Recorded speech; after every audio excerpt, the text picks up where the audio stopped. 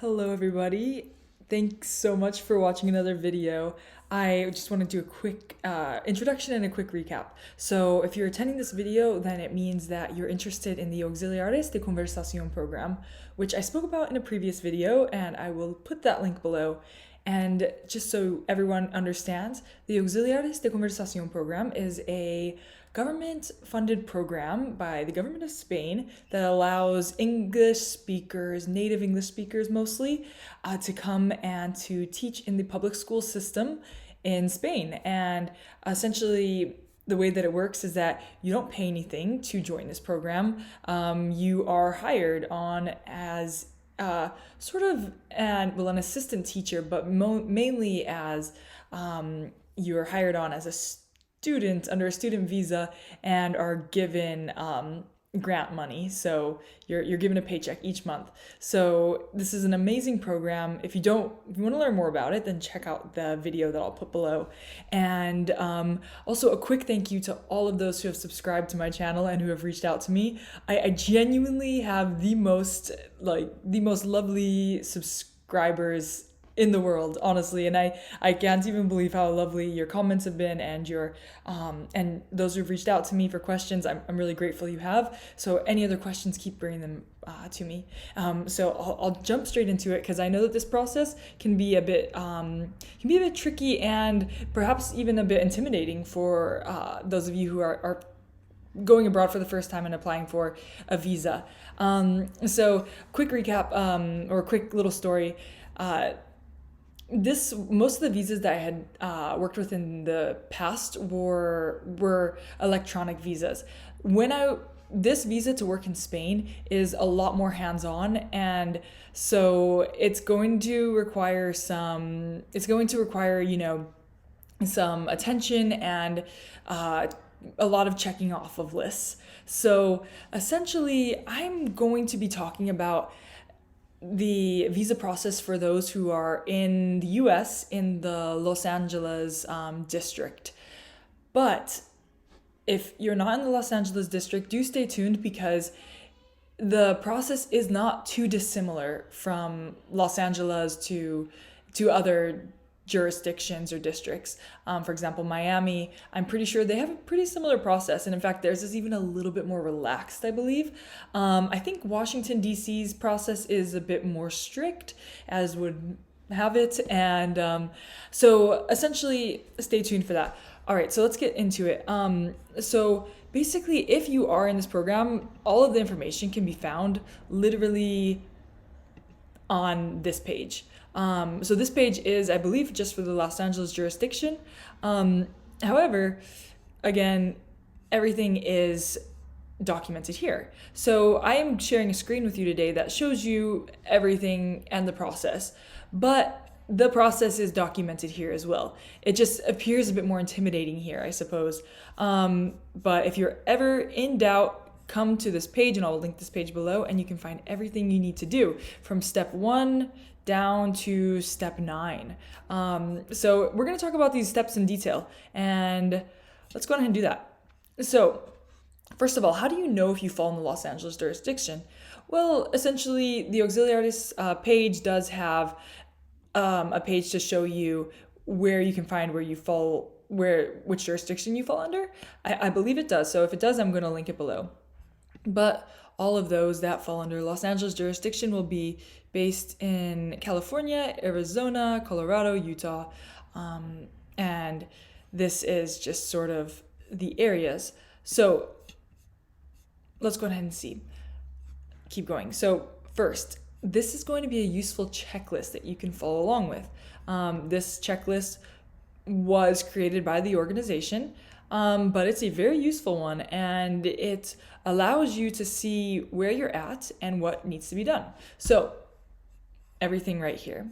I'm going to keep these tabs open too, because I'm going to periodically go back to them. All right, so now getting to the steps. Okay, so these are the steps that need to be followed, and I've put them in the best order in order for you to manage your time most efficiently, and in order for you to make sure that you don't miss a step, and that you are doing things in in a manner that will allow you to be most efficient and get things done. So step number one, I'm going to go through them really quick and then I'll go through them in detail. Step number one, book your appointment with your local Spanish consulate. Okay, that is step number one because those appointment slots do fill up fast.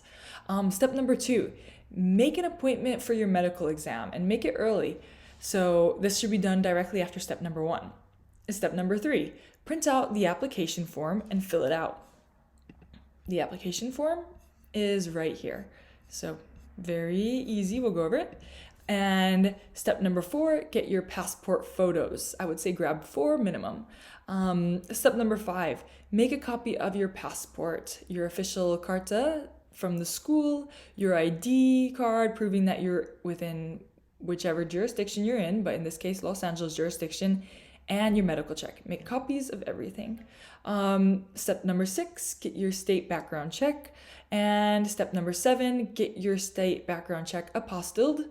And step number 8, get a money order for $160 made out to the Consulate General of Spain, Los Angeles.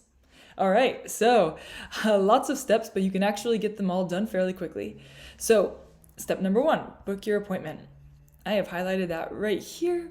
So essentially for Los Angeles, we are going to be going to a site that will allow us to book our appointment online. And if this looks confusing, it's actually really not.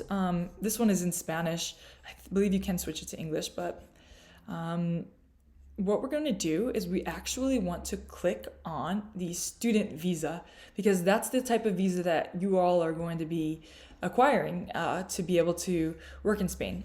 So let's take a look.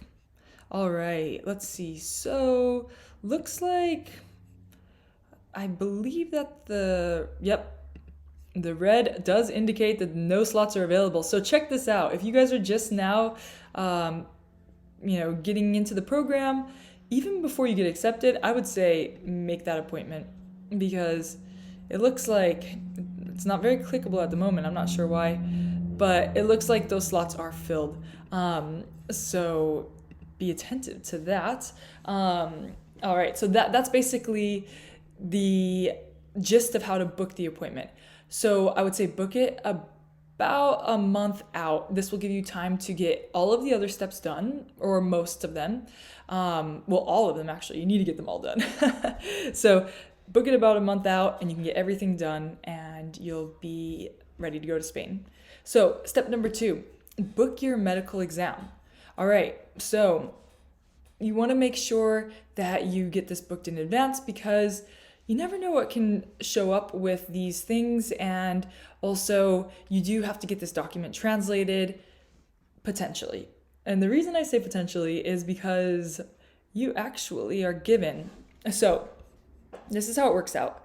In this tab, I believe it is. It's right here. In this tab right here, if you go down, it's going to say medical certificate. All right, original and photocopy. Great.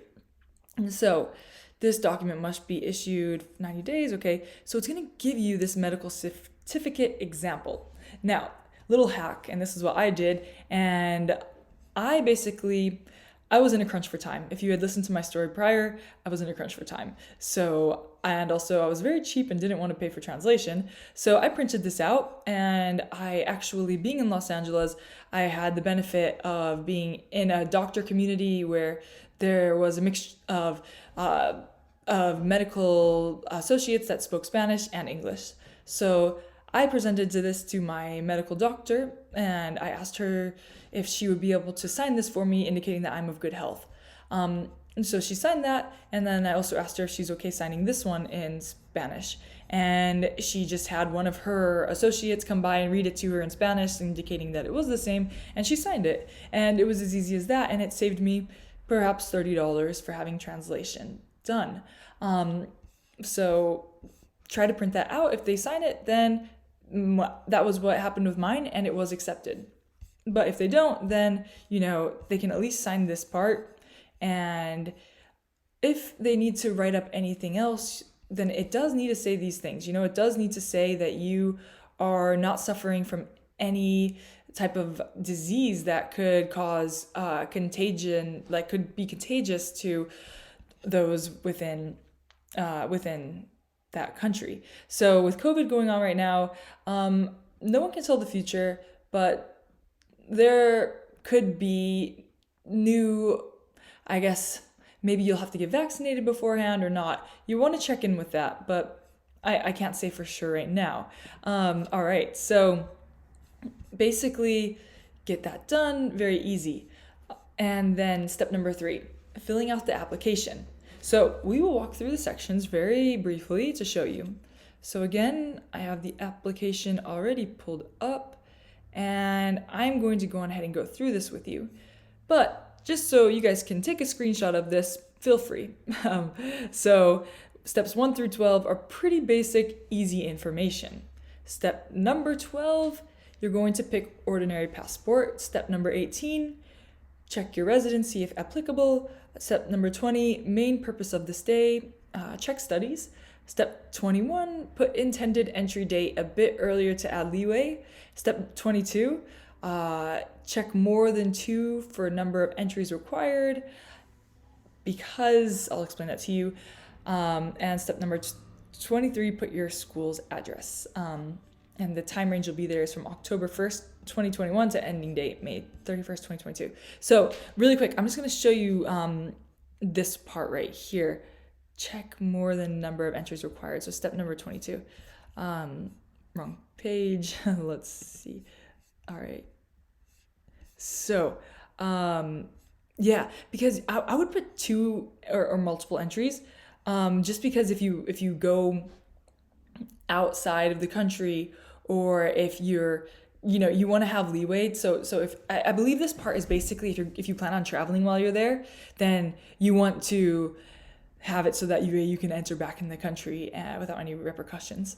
And then basically 21, so intended date of arrival, that, October 1st, I believe, but you can also put, actually, no, you're going to want to put before then. If you want to arrive earlier to get settled in, put earlier. So basically, again, take a screenshot of that part that I showed you, and you can just go through here without any issues. If you have any questions, again, just go on ahead and ask, but it's pretty straightforward. All right, so step number 4, grab passport photos. I took mine at Costco. You can take yours anywhere, really. The only thing is that when I was getting mine, the lady was very particular about not getting a shadow in the photos. So I'm not sure why, but I think passport photos just need to be very clean. So if you do them on your own, then just make sure that they are clean looking. I also suggest to grab 4 at least, because passport photos are so handy to have on hand, as they'll allow you to be able to, you never know when you're going to need one. So if you're in the moment, get more taken, get more copies. Step number 5, as I had previously mentioned, you are just going to want to make copies of your passport, driver's license, letter, or your carta, your copy of your medical certificate. All right. Step number 6, this is the part where things could get a bit tricky and where I want to help you guys out, because I actually had an interesting experience with this part. So step number 6, get your state or FBI background checked. So in California, you can get a state one. Miami, you can get a state one. I believe the only place where you have to get an FBI background check is if you're within the Washington, D.C. district, but don't quote me on that. I can't be entirely sure. So I got the state background check, as you can get if you're in California. So the process. This needs to be done by the state and signed and dated by the Secretary of State. All right. So in the case of California, the Secretary of State is based in Sacramento. And I believe his name is Xavier Becerra. Again, don't quote me on that. All right. So this is how it can work. Literally, if you have any questions, you can either mail them directly. They're very, very helpful, and actually they were especially helpful with my part, because I had actually ended up, when I first got my background check done, I had used the wrong form, and I'd gotten it done I'd gotten it done using the wrong form essentially. So when I had sent that over, a guy named Anthony, very, very kind, he walked me through the process and he said, that's actually not going to work for you. So if you ever have any questions, here's the email, screenshot this, you might need it. And basically the form that you're going to want to fill out is going to be the background check is going to be the BCIA 8016 visa. So I'm going to pull up this page right here because, Xavier Becerra is the Attorney General. So let's see. This page, I love this page. Really, it just walks you through everything. So here is the form. Voila. You can easily just get this signed out. And then essentially what you're going to have to do is, actually one more page for you, and I will link all of these below. So this is the frequently asked questions page, and it's actually very helpful. So if you're confused, go here. It answers most of the questions you might have. So let's go ahead and see. All right, so first, you will need to get the background check done, and this is, again, the PDF form, which I had pulled up. And if you're based in California, you will need to get fingerprints done. And this can be done at any live scan center. So you will fill out this form, and you will take it to the live scan center, and they will take your fingerprints, and they will live scan this over to, I believe, the Secretary of State. And so they will be able to do that electronically. So it takes about, I'm jumping ahead of myself here, but it takes about 72 hours to process. And the fingerprints cost about $55 to $60, depending on where you go. And yes, they do send them in electronically to the Secretary of State. So as I mentioned before, I chose to get this done at the local police department. But there's many places. In fact, many notaries, many places have this opportunity to get this done. So it just depends on where you want to get it done. And then after 72 hours, again, you can email them and you can say, hi, I've had my fingerprints sent and I would like to receive the following documents. So they will send you a letter that week that will have an official state seal and original wet seal signature on it. So I've also heard that this does need to be translated into Spanish. But again, I was in a really major rush during my whole process and I didn't even bother to get it translated in Spanish. So if you have time, get it done. And honestly, if you have the time and the money, get it done, get it translated into Spanish. I don't know, maybe I slid by luck, but I didn't get it translated, I don't believe. So let's go ahead and take you over here. So basically, this is going to be for the, this is going to be, for the Apostille. You guys can, all right, actually, I jumped ahead here. So let's see, once you receive that, all right, so what happens next in the process? All right, so once you receive that, then you can contact the California Secretary of State, which is, you can find all the information in here, because you're going to need to get the Apostille. So basically, all right, this is why I'm stuttering a bit. When I had emailed them, Anthony, he told me that I could then, after I received this, then I could email the Secretary of State to ask about the Apostille process. But you don't actually have to do that. You can just actually literally go to this site and it will give you all the rundown on the Apostille process. So let's go ahead and see. So step number 7, you're going to want to get the background check apostilled with an Apostille of The Hague stamp. There we go.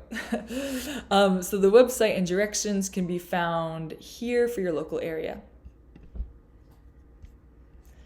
Et voila. So let's say I'm in California. So this is where I want to go, which I believe I had actually pulled this up. So Dr. Shirley Ann Weber, Secretary of State for California. So this is what you're going to look at. All right, so if you're in the Sacramento area, this is how it will work. Then you can basically, the apostille is going to cost $20, and you can request it and it must be paid by check or money order.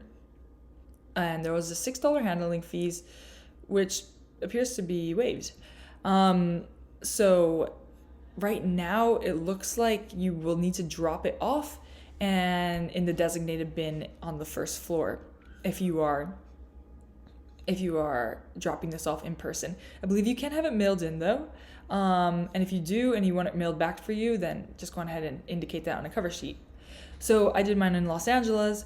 I was lucky enough to be in the Los Angeles area, so I just walked directly in there, and I walked directly into the office and I paid $20 and they had it back to me within 15 minutes.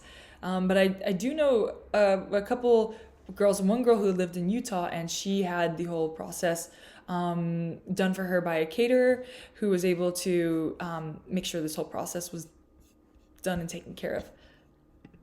All right, so basically, so this is actually the email that I got when I did the wrong background check. You've done the wrong background check. Yes, that was a very sad moment for me because I was already delayed in the process. All right, so some last few tips. If you do need translation for anything, then I was I'd found a little tip somewhere that the most inexpensive way to get this done is a site called rev.com to translate the document, and it says it costs about $30. I never actually used this, but I had come across Rev beforehand too, so it might be worth a try. It looks like you can get this done fairly easily.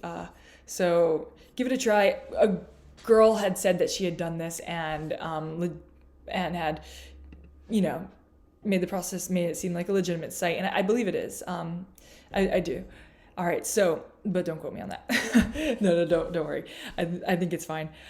So then, all right, basically the next step is to get a money order, because the process costs $160. The visa costs $160. So get the money order and make it out to the Consulate General of Spain, Los Angeles. And lastly, if you're sending this in via mail, you can request an e-notification. So once they've received your documents. So for those living outside of the state, if you do send this in via mail, then just go to this form and fill that out. All right, so that's in a pinch. That's the process. To sum up, you will want to bring in your medical documents with your copy. You'll want to bring in the application. You'll want to bring in your passport photo. You'll want to bring in a copy of your passport photo of your passport. You'll want to bring in a copy of your official carta from the school, and your ID, and your state background check that is apostilled, and the $160 money order. And you will also want to bring in your checklist. So everyone, I hope that really helped you. These processes can seem intimidating, but don't let it get to you. It's really, you might even, to just sort of give you some backstory, I was very doubtful about the whole thing, just due to, I wasn't sure if it was a priority of mine to go there or not. And so I took one look at the process and I thought, maybe it's not worth it for me. So I actually I begrudgingly did the whole process, thinking I'm not sure if it's right for me, because I had some plans I had put on hold for this. I'm really happy I did it in the end. Everything for me was, if I would have just paid attention a bit more, especially when it came to the background process, I think it would have gone a lot smoother. So I hope that this can help you out, and I really truly hope that you're able to look forward to this process. Again, I'll put all the links below. If you guys have questions, reach out. I prefer to be, I don't use Instagram often, but a medium that I do love to be reached out on too is LinkedIn. So feel free to connect with me there. Again, we're all professionals trying to make our way into different careers, and so it makes sense to connect on LinkedIn. And one other thing is that if any of you have Clubhouse, I'm willing and happy to start a room there to discuss this process and just discuss being an auxiliary. So anyone who has Clubhouse, reach out to me via Instagram or LinkedIn, and we can go ahead and start some rooms and some conversations there. I think it would be a really great way to give you the information that you need. All right, thanks and adios.